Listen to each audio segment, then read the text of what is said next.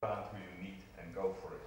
So that's as far as I see the collaborations, and as I said, with KIC Energy, we already have a collaboration in place. We will build other collaborations as well, and there will be new KICs arriving. And a topic like ICT is almost everywhere nowadays. You need this thing. So that's one thing. Then how can you get on the boat? Learn swimming. Huh? So that's how you get there. But I mean, how do you get on the boat? I think also by reaching out. We are reaching out to you today. So if you want to be on our boat, reach out to us. And we'll help you to get on board and to make it happen. Because we need each other. Yeah? Friends, I like that very much. We need people around us to jointly build this thing. We're all in there together. So come and join me. Let's take yes, Mary. Yes, just really to reiterate on that, and I think what you see is 3 KICs that started just a year and a half ago, and we've all been developing our own ideas, and now we're at the stage of exchanging them with each other and learning from each other, and we obviously do need to collaborate, and you can collaborate in the ideas, the highways, the contextual learning journeys, etc.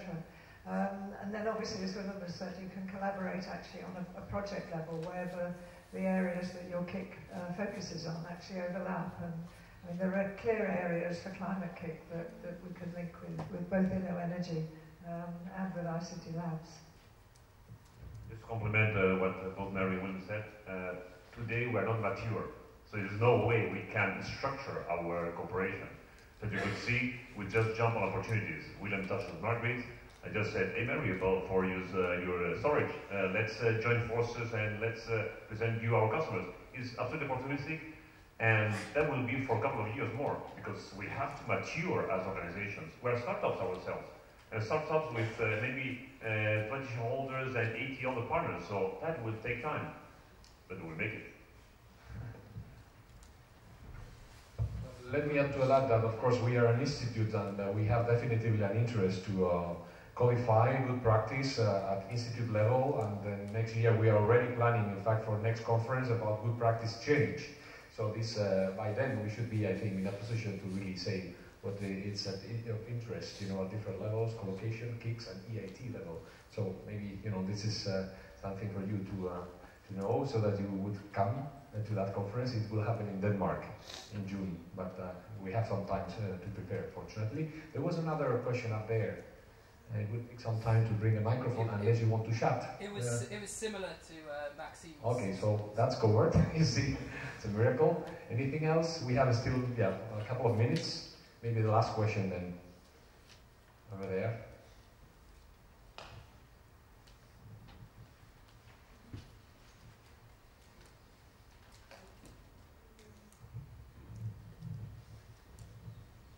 My name is Astrid Schwarzenberger. I'm from the EU Bureau of the German Federal Ministry for Education and Research. And I was stunned this morning to find out that many of the presenters thought that money was not an issue, but was entirely new to me. Now, I found it very interesting to hear in the presentations that indeed the funding that's being offered is on a very low level. 20,000 in the case of our real, if I did my sums correctly. That sounds like a very small sum to me. Now, still, I should say that, I was led to believe in all my years that what makes it successful is not least the economic side. So I'd like to know from the student entrepreneurs now, what makes you sure that you are going to succeed financially, economically? You to take that money is not an issue. Okay. Well, for instance, in our case, what we have done, well, of course, is an issue. But the question maybe is that if you only have money, you will spend it, and that's it. No? And other things maybe will help you in a long term. So what we have done is raising pre-seed capital just for starting alive at least 6 months, and could be full-time oriented to the project.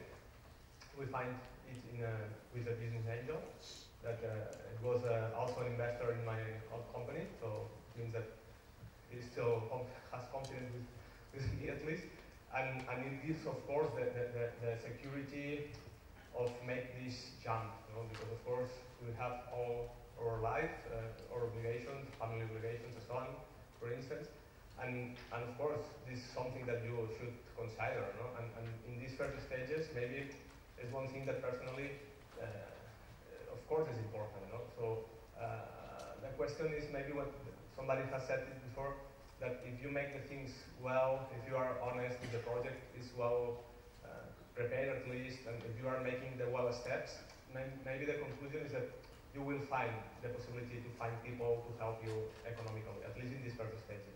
Otherwise, you cannot maybe do what you want, no? Because we can be also pragmatic. This is the real life also, no? So we cannot, at least in my case, we cannot work without any incomes in a 12-month overview, no? For instance. So of course it's necessary, but I would say that this is something that is not so it's more the consequence than the reason, maybe. You know? It's maybe the detail. I don't know. Is that from this or experience? Well, it's been only 2 months since we came up with the idea and started working on it as a business. And in the last 2 months, we managed to get a funding of 15,000 euros, and I think that's a good indication, and that also brings a lot of motivation and inspiration that other people also believe in your idea. And especially with entrepreneurship, I think the most important thing is the belief in your idea and yourself. That's the most important.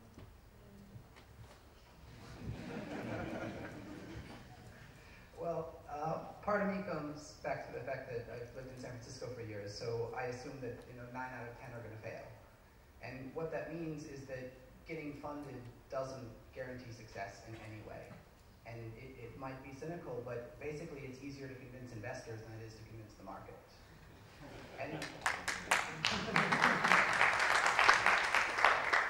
that means you get some money, that means you try for a while, but at the end of the day, it's not the money that makes or breaks it. And that's why I think we all have a bit of a schizophrenic relationship with funding. Because on the one hand, we need something to get by, we need something to do what we need. But on the other hand, if you have too much money, we've heard this before, you lose a certain something. You lose, I mean, maybe you call it desperation, I don't know, but you lose a certain aggressiveness. And I think that's always the balancing act.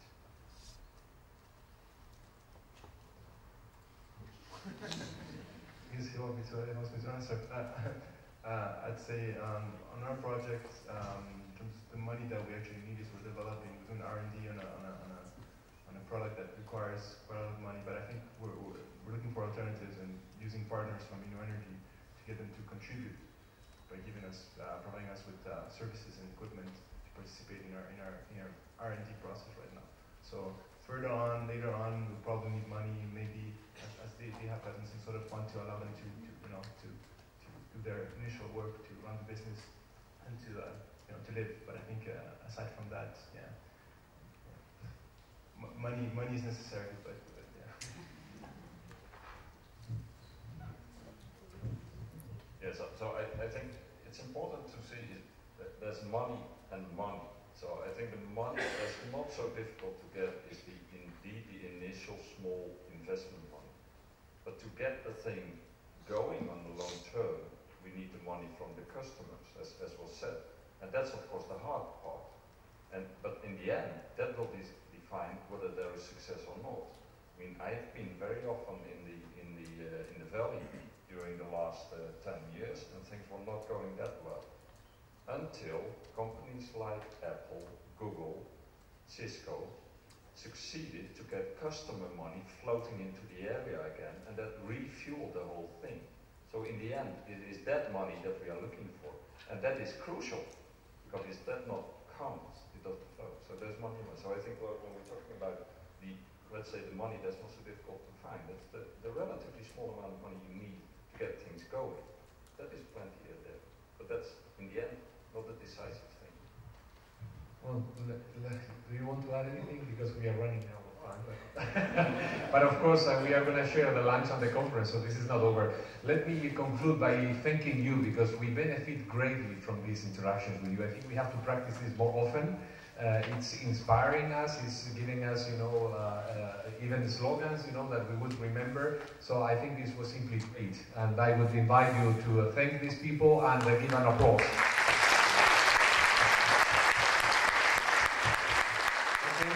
Okay, so we break now for lunch and we reconvene later. Thank you for coming. I have to start with a confession to you, Rashid. A confession to the audience as well. I've never been an entrepreneur. And very unlikely I will be an entrepreneur due to, I don't know, biological constraints in my future, as you can imagine. But in spite of that, I've been instead responsible of a very big CTO, of a very big research center in the north of Italy, in Torino, which is still a research center devoted to the information technology and telecommunications. And so I perceived quite strongly the sense of being an entrepreneur, in the sense that several, I don't want to say many, but several researchers were leading the research labs while I was in that duty and opening new activities on their own. We were not absolutely prepared for this kind of process, speaking of some years ago, so this kind of entrepreneurship sensitivity was not so well developed. But if I can say, I've seen in those experiences the former phase of a person who is leading quiet and safe post, as it happens in the big companies, safe in the sense of salary and safe in the sense of, let's say, guarantee for the continuity of job. To lead from that point to the open sea, I should say, of the challenging entrepreneurial job. So, I have a lot of questions to pose to you, but not in a formal manner, because I need to understand better what is the entrepreneurship experience. And for instance, you have founded in 2009 this internship.com company. You are the CEO of that company. And I would like to know a bit better, because I'm a bit confused. If I understood well from your CV, you are a sort of meta-entrepreneur, in the sense that your entrepreneurship is exercised towards other entrepreneurs. So you are looking this kind of play. You are playing your entrepreneurship capability in that sense. So can you tell us what is the goal of this small company? Fine. So the purpose of internships is really to connect, as I said, students and graduates to what we call entrepreneurial work placements, and these are in startups and small businesses. The idea really came about when I was a student at university. I studied at Oxford, and I used to run the Entrepreneur Society there, which is called Oxford Entrepreneurs. It's one of the largest networks of student entrepreneurs in Europe. So we had about 7,000 members. I was the full-time sabbatical president. I took a year off of my degree to run the society full-time. And I kept being approached by startups and small businesses who wanted to advertise jobs to our members. And these are the companies that kind of lacked the brands of a Goldman Sachs or a McKinsey. They didn't have a formal internship program. They didn't have a human resource department to come on campus themselves and do the so-called milk round, as it's called in the UK. And I realized that whilst aspiring bankers, lawyers, and accountants all do internships, what would aspiring entrepreneurs do? And that's why I decided to create a new word, call it an internship, with the hope and vision that in years to come, an internship in a startup or small business will have the same kudos, if not more, than doing an internship in, say, a blue chip corporate like Goldman Sachs. Great. So in this process of this candidate entrepreneur coming to you, what is your impression when they come? In other words, are they coming with precise and specific ideas to develop in business, or are they simply moving for a generic hope of being an entrepreneur? So, to what extent the entrepreneurship is inborn capability of a human being, and to what extent it is instead depending strictly on a specific ability? I think people that use internships are coming to us at different stages of their so-called entrepreneurial journey. For some people, entrepreneurship is not on their radar at all. And one of the purposes of setting up internship was to expose students to startups and the whole culture and the understanding that entrepreneurship is a viable career path in its own right. Because as we've heard in previous speeches, it's not something that students immediately think is a viable option. So some students use internships merely as a way of gaining some work experience, improving their employability skills, because actually on your CV it looks quite impressive, even if you want to go work in a blue chip company, that you've taken the initiative to do something a bit different, to work in a more entrepreneurial and dynamic environment. So some people are doing it to upskill themselves, other people are doing it specifically to learn about a particular industry. So right now we're working with over 3,000 companies in a whole range of industries, whether that be technology, whether it be creative industries, social enterprise, and people who are aspiring to be maybe a social entrepreneur can do an internship with a social entrepreneur, learn what it's like, and then use that understanding to set up their own business, or maybe become a first full-time employee in that startup and develop more of an entrepreneurial understanding whilst working in a startup. Yeah, but in the essence, why they are choosing to go in a startup or to create a startup rather than the more quiet choice of entering a big enterprise or something like that? The essential reason. Sure. I think there's a couple of reasons. One is the macroeconomic condition right now with graduate unemployment being at an all-time high. So it's not necessarily the case that you'll just walk into a job in a large company or professional services industry as you may have done in the past.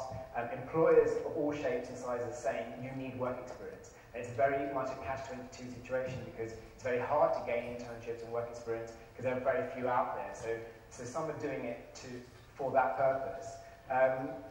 And ultimately, it's also as an increased awareness of the benefits of being an entrepreneur, interest in entrepreneurship, so it's a curiosity factor as well. And the experience you get in a startup is very different to the experience you'll get in a large blue chip internship because you're less pigeonholed, you get the chance to kind of put your hand to a whole range of activities, and in many cases you can work alongside the founder or CEO to really learn about business directly from the founder.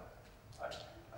And going a bit more into this, are there, in your opinion, some characteristics of the candidate entrepreneurs according to which you definitely decide to suggest them to continue, or vice versa? Are there other traits of those asking to become an entrepreneur according to which you are, let's say, friendly, discouraging them to continue in that perspective? I'm never one to kind of discourage people. I'm very much like an eternal optimist and always kind of like the go for it mentality, and I don't think I have the right to discourage anyone anyway. However, when looking at the characteristics of entrepreneurs, I mean, there's three that I feel that kind of resonate with me. The first one is the kind of passion.